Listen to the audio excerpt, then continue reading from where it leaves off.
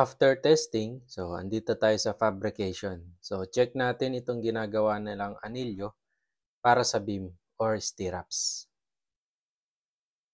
So itong anilyo na ito ay para sa 20 cm by 50 cm na beam.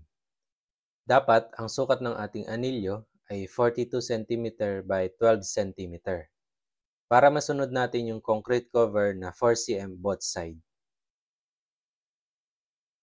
Okay, so sukatin natin. So 42 cm.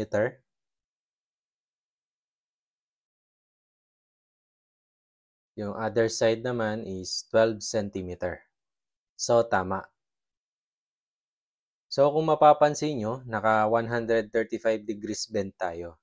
So 10 cm yung haba ng ating hook or 4 inches. So sa mga nagtatanong kung ano yung haba ng putol ng bakal at paano ito computing. So kapag 10 mm yung ating anilyo, ganito lang yung gawin nyo. So ang sukat ng ating beam ay 20 cm by 50 cm. So kunin nyo lang yung perimeter. So paano kunin? Add lang natin yung apat na side. So 20 cm by 20 plus 50 plus 50. So that is equal to 140 cm. So bawasan lang natin yan ng 23 cm. So ito, constant ito. So that is equal to 117 cm. So dito sa amin, sa site, pinapagawa ko na yan na 120 cm. Para kapag pinutol sa 6 meters ay wala tayong magiging scrap.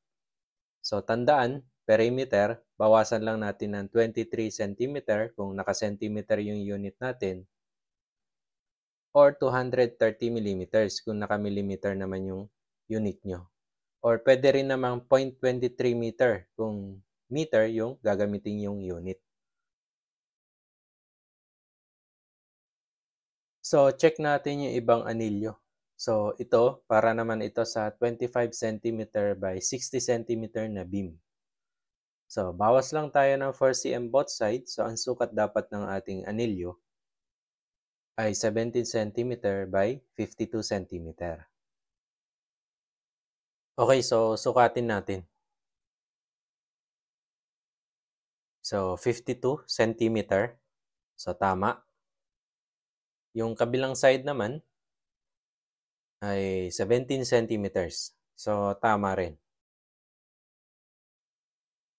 So itong mga to naman, itong malalaki, so para yan sa mga column.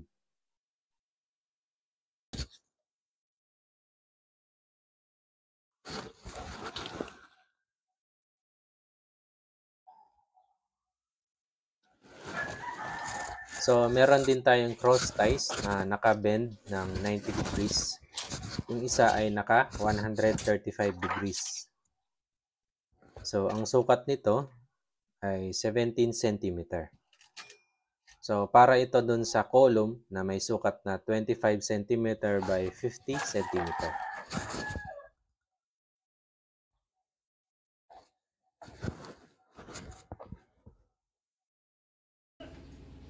So sa mga nagsasabi dyan na mahirap magkasa ng naka 135 degrees na bend.